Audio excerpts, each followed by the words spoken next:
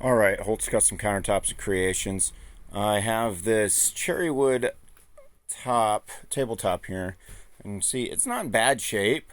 There's definitely some gouges and surface damage. There was some delamination here, so I had to glue that back together on the edge here. I'm going to be resurfacing the top, and should make it look really nice. The legs are almost done. They're almost ready to get put back on, so it's now time to focus on the top.